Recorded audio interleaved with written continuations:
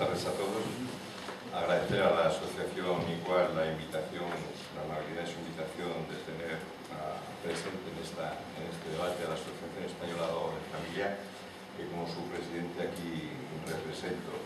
Cuando me propusieron participar en esta jornada, no solo acepté gustosamente porque era un tema interesante, sino también pensaba que era una obligación el que como presidente de la asociación estuviera presente, porque precisamente nuestra asociación acaba de firmar un convenio de colaboración con la Sociedad Española de Psicología Jurídica y Forense, en el cual vamos a formar una especie como de grupo de expertos en el que van a concurrir jueces, psicólogos, secretarios fiscales, catedráticos, abogados, etcétera, en orden a poder elaborar un documento o una especie como de protocolo de cómo debería regularse la intervención de los equipos psicotécnicos o cómo debería traerse la intervención de los equipos psicotécnicos a la ley de enjuiciamiento civil.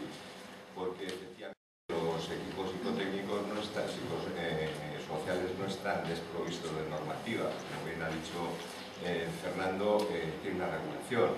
Ahora bien, tiene una regulación de cómo funcionan entre ellos, qué protocolos usan, una regulación técnica interna, supongo, pero no están incluidos o regulados dentro de la ley de enjuiciamiento civil. Y la verdad es que es un tema que yo, por mi experiencia personal en el despacho y por la experiencia como presidente, las quejas y quejas y quejas que nos llaman o preocupaciones que nos llegan de los distintos asociados, y tengo que decir que nuestra asociación no somos 4, somos 1.700, somos la asociación de abogados más numerosa de España. Luego creo que tenemos criterio para evaluar qué es lo que está sucediendo no solo ya aquí en el País Vasco, sino en el resto del Estado. Y la verdad es que una de las constantes preocupaciones es en el marco del encuadre del equipo psicotécnico dentro del proceso de familia.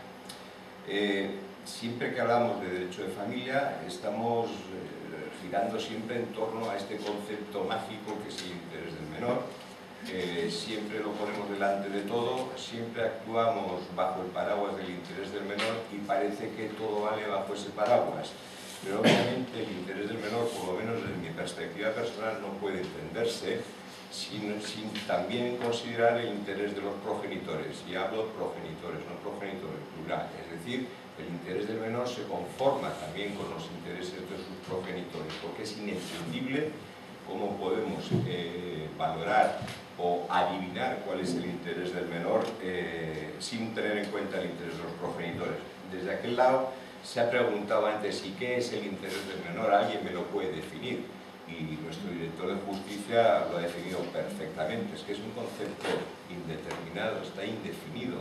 Los encargados de dotarle de contenido a este concepto son los jueces. Es decir, los jueces son los que tienen que decirnos en cada caso concreto cuál es el interés del menor a proteger. Obviamente, esta es una cuestión que si nosotros vamos a la ley, pues no encontramos ni en el Código Civil ni en la Ley Orgánica de Protección Jurídica al Menor algo que nos defina o que nos marque unas pautas de qué es lo que tenemos que hacer. Se ha hablado de la pérdida de la oportunidad que ha supuesto la reforma de la ley de enjuiciamiento civil para este supuesto, pero es que han venido otras reformas y están ahí en el cajón del Ministerio otros anteproyectos y tampoco hablan. Desde la asociación estudiamos el anteproyecto de ley de reforma del Código Civil sobre la cuestión de la corresponsabilidad o la coparentalidad en los casos de separación, divorcio y nulidad, y tampoco se aborda. El anteproyecto de la ley orgánica de protección de la infancia tampoco se aborda. Algo avanza y algo también parece que está cambiando, porque este anteproyecto nos va a introducir una modificación en el artículo 9, precisamente el 9 del que yo quiero hablar, de la Ley Orgánica de Protección Jurídica al Menor, en el cual ya no se le considera al menor como un sujeto de derechos, sino también como un sujeto de derechos y de deberes. Y se introducen una serie de artículos 9 bis y más, en el cual se nos van definiendo cuáles son los deberes del menor. Bien, esto a mí me lleva a pensar que obviamente el concepto de interés del menor tiene que conjugarse en todos los supuestos, como obviamente, desde luego, en la cúspide de la pirámide, pero con un sentido del principio de la proporcionalidad, es decir, valorando también todos los demás intereses que están en juego, porque si desechamos esos otros intereses, malamente creo que podemos llegar a adivinar cuál es el interés del menor. Bien, como la ley no nos dice nada, simplemente el Código Civil da a los jueces una serie de pautas de cómo funcionar en este aspecto, pues tenemos que ir a la jurisprudencia.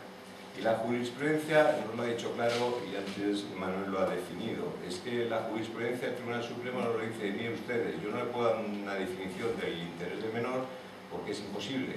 No existen sentencias contradictorias en función del interés del menor en las audiencias provinciales. ¿Por qué? Pues porque cada juez o cada audiencia va a concretar, en ese caso, cuál es el interés.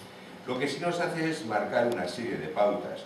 Y lo que yo tengo recogido algunas sentencias que hablan de esta cuestión, y sí nos pone por delante al hablar de la custodia compartida que lo primero que hay que hacer es que no cabía aplicar un modelo de custodia bajo una base meramente especulativa. Es decir, no caben los tópicos, no caben los ideales, sino que cada vez que vamos a decidir sobre una cuestión de estas tenemos que bajar al suelo, al terreno, al caso concreto, a ver qué es lo que ocurre. Y ante la magistrada de la Audiencia Provincial de Álava, pues nos ha dicho unas cosas que a mí me han llamado ciertamente un poquito la atención. Bueno, un poquito yo, un poquito no, porque yo sí que lo palpo y lo veo. ¿Cuáles son las pruebas, vamos a llamarlo de una manera, reinas en el procedimiento para que un juez adopte una decisión determinada en función de lo que él entiende que es lo mejor para el interés del menor? Obviamente yo creo que son dos. Luego tenemos aparte, que no es una prueba, aparte tenemos el informe del Ministerio Fiscal, no es vinculante, desde luego que no, pero pesa. Pero lo que sí pesa ciertamente es la exploración del menor y el informe del equipo psicosocial. ¿Qué es lo que está ocurriendo desde mi perspectiva? Obviamente cada día estamos discutiendo, por las razones que todos conocemos, más supuestos de custodia compartida, más supuestos en los que se discute la custodia de modo exclusivo, de modo compartido, como sea. Pero yo recuerdo que creo que en los 2 últimos años no ha habido 3 procedimientos contenciosos en los que no haya discutido la custodia compartida. Todos los demás se ha discutido esa cuestión.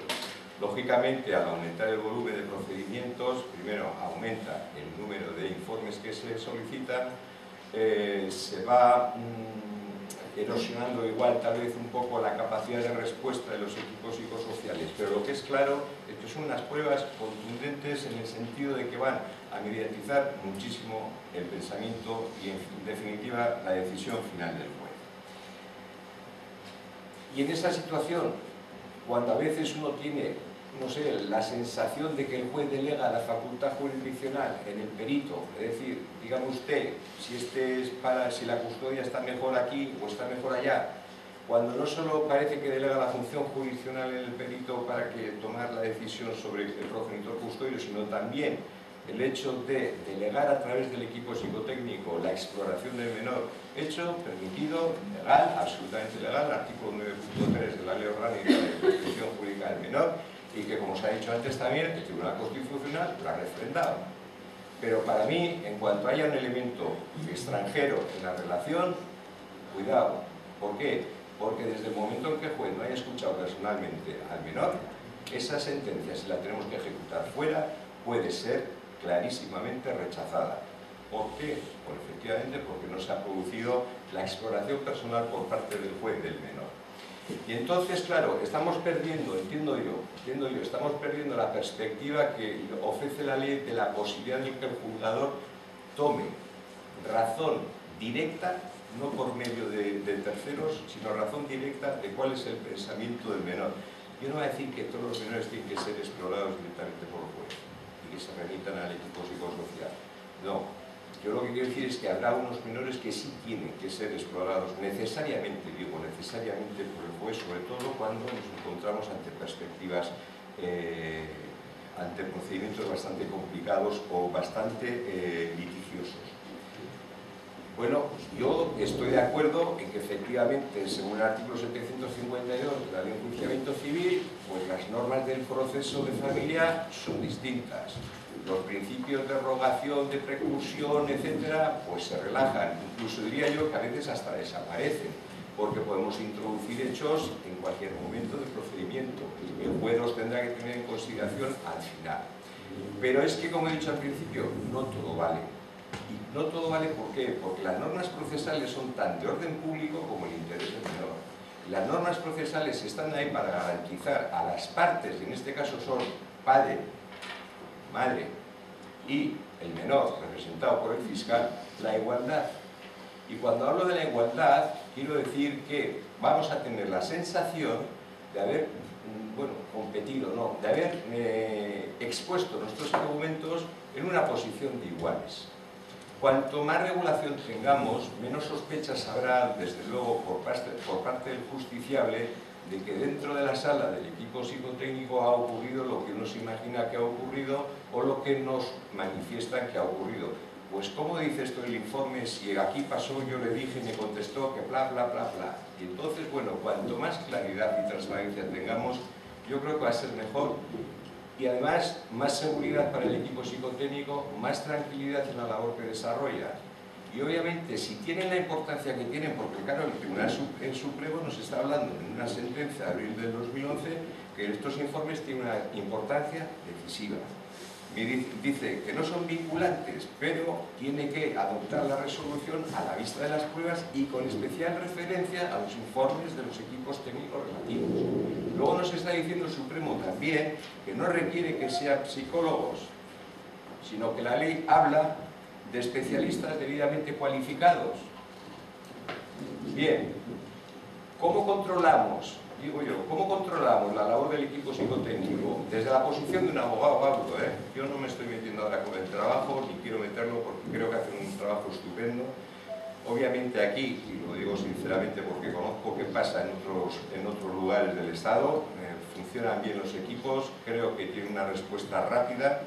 Yo estoy esperando, sin decirlo, en Badajoz, un año a que me determinen o que se han examinado los menores. Un año ya tengo la fecha, al año que viene, casi en el verano que viene.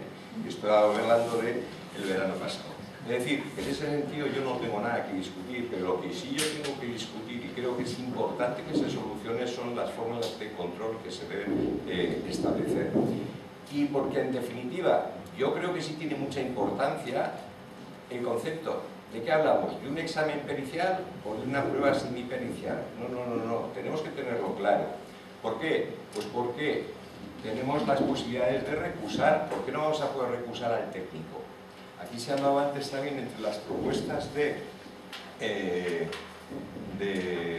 director del gobierno vasco, se hablaba de la doble evaluación, de evitar la doble evaluación. Pues mi experiencia personal, y esto lo tienen que saber los miembros que están aquí del equipo psicotécnico, del equipo psicosocial, es que cuando uno presenta una modificación de medidas, en la inmensa mayoría de las ocasiones, el nuevo informe del equipo psicosocial lo realiza el anterior perito. Y esto para mí, perdón, y con todos mis respetos, creo que es un error. Es decir, y esta precisamente es una de las causas de recusación de los peritos. Yo me he visto en la tesitura personal de tener muchas ganas de poder hacer una recusación precisamente porque se había hecho por un técnico que ya había informado de manera desfavorable a una cuestión que ya se había planteado en un pleito anterior, y tener que aceptarlo y adoptar otras fórmulas de poder rebatir ese informe. Pero lo que era necesario ahí era una recusación. Yo no he visto ninguna admisión de una recusación del equipo psicotécnico. No del equipo en sí, sino del profesional concreto que elabora el informe o coadyuva la elaboración de ese informe.